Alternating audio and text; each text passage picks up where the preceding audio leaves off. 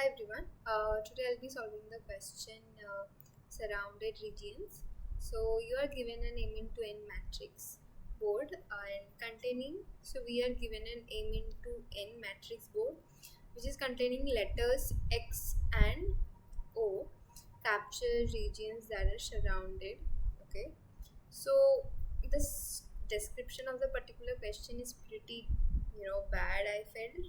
So I will just try to explain you with an example which is given here. So what we have to do, we are given an m into n matrix board, okay, filled with X and O. So our task is to find the zeros, sorry, O, which are connected in the border line, okay, and those border. So what are the zeros which are connected here in the borders? Zero, sorry, not zeros. O. These are the O's which are connected in the borders, right? So only one O is connected in the border. Is there any O which is connected with this particular O in the left, right, or bottom up direction? No, right? The bottom of this O is like empty, like it's out of bound, and the left side is having X, and the right side is also having X, and the above is again S. So there is no more O which are connected left with this particular O in left, right, and bottom up directions, right? So anytime we first our task is to find the region which is surrounded, like in the border. We have to check in the border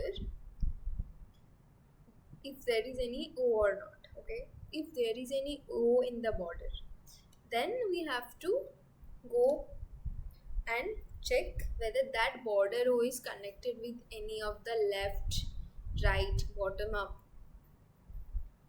O's or not. So since there are no such O present in left, up, bottom, up, so we will just keep this O as it is, and also this inside O's are also not present, like connected with any other O's here, right?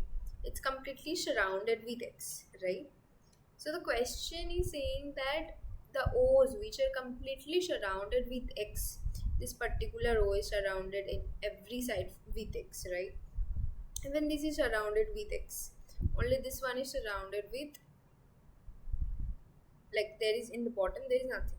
So any O which is surrounded with X in four direction, then we will just change those O's to X in the final output, and any O's which are not surrounded by X in any of the four direction, if it's missing, then we will keep that O as it is. So here the bottom is not present, therefore we will keep this as O.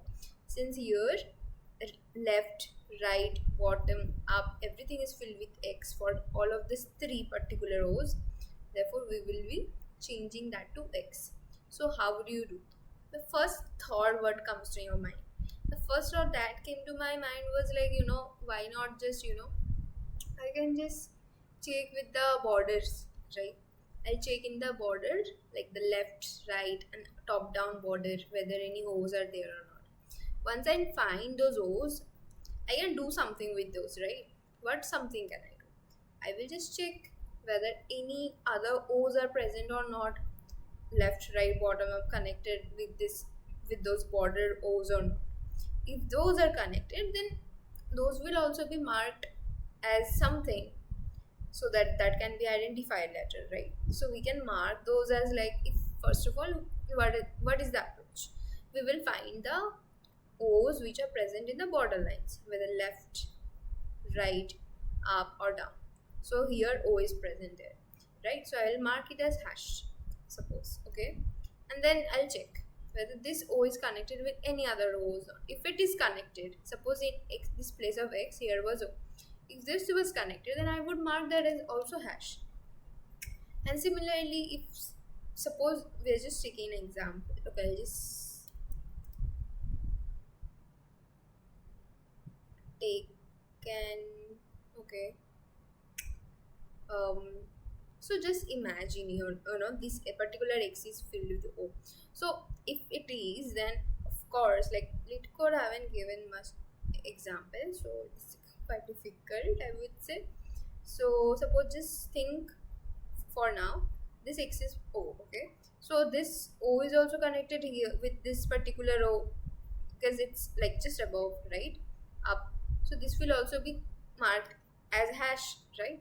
And then this particular row is again connected with this in the right side, then this will also be marked as hash, and again this one is connected in the up, so this will be marked as hash. So that's how all of these 5 o's will be converted to just left to o's, right? But since one x is here, right, that's why what we are just doing, that we are just returning this O only, because this O, this O, this O, all of these O are guarded by X in all the 4 direction except this, because in the bottom of this particular row there is no elements. So the first thing that comes to your mind is, should go to your mind is that we will check whether any O's are present in the borders of this particular matrix or not. Once we find those O's, we will mark it as something, hash or 1 or 2, something to identify. And then we will check whether those hash or 1 or 2 are connected with any other O's in left, right, up or down directions or not. If it is, then we will mark those also as hashtags, right? And then that's how we will be checking. And at the end, those hashtags can be just turned into O, final O, right? And the remaining O's which are not marked as hashtag, those are good ones, right? Those are surrounded with X in both the directions, in 4, not both, in all 4 directions. Those can be remained as O, right? So that's what my solution is. Like we can do it BFS also, we can do it BFS also, but I'm thinking like I have done it with BFS because like this will be not, like this will reduce the risk of recursion depth risks, right? And there will be like no sort of stack overflow or as well, right? Therefore I am avoiding BFS, and sorry, I am doing it with BFS instead of DFS, because since DFS can have stack overflow issue and the recursion depth risks can also be there, right? That's why I'm doing it with breadth first search. So initially, if any of this is not present, we will just return the matrix, right? And this is actually a lambda push function. This is just a helper function, so that every time I don't have to check like the out of bound condition. That's why I've just created a sort of helper lambda push function which will check whether there is those out of bound condition. It should not exceed the row, column, and all of the 4 condition, and also it should check whether O is present or not. If O is there, then we will just mark it as hashtag, right? And then we will push it in our queue which is been initialized here. Okay, so this was the helper lambda function, and then the main queue starts here. And this is basically to check for the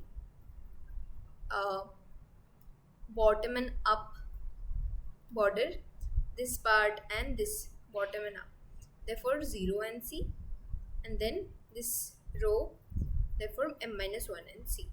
If it is found, if any 0 is found, O is found, then we will mark it as hashtags, right? This part is for bottom and up borders, and this part is for left and right borders. That is why R is of 0 and R of n-1. And once bottom of left right corners, 4 the corners are done checking, then I have to check whether those zeros which I have O's which I have got after going through this 4 corners of the matrix, whether those are connected with any of the O's or not in 4 directions. That's why these directions are present, and that's what this part is doing here, checking whether left, right, up, bottom, any of the direction, if those hashtags are present or not, like those hashtags are connected with any of the O's or not in 4 direction. Once those are found, then we will keep on checking again those nodes, if those nodes are again connected with any of the 4 direction, and that will keep on going until the stack is empty. Okay, and then finally once everything is done, whatever hashtags were left, right, whatever we have changed to hashtag will be converted to O, and anything other than that, if it's not hashtag, if it's O, then if it's hashtag, then I will mark it as O, but if it's O, then I will mark it as X, right? That's what, if these are good O's, if it's surrounded by X, then I'll mark it as X at the end. That's why if hashtag, then mark it as O, if O, then mark it as X. And what will be the time complexity? Of course, big of n, the time complexity, because this matrix, and space complexity will be big of n for the Q. And there is no regression stack because we did not use any DFS here.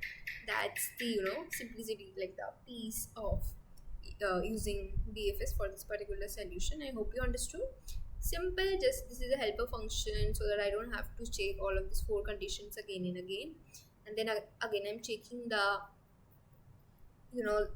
the bottom and up corners, and then left and right corners, and I'm checking the 4 direction of those particular rows which I have found from those corners, 4 corners, if those are also connected with any further rows or not. After all of this is done, all of the hashtags are marked as O, and all of the remaining O's are marked as X. Like this question is pretty tough, I would say. So you can rewatch the video. I guess that would help. And yeah, thanks for watching. Bye.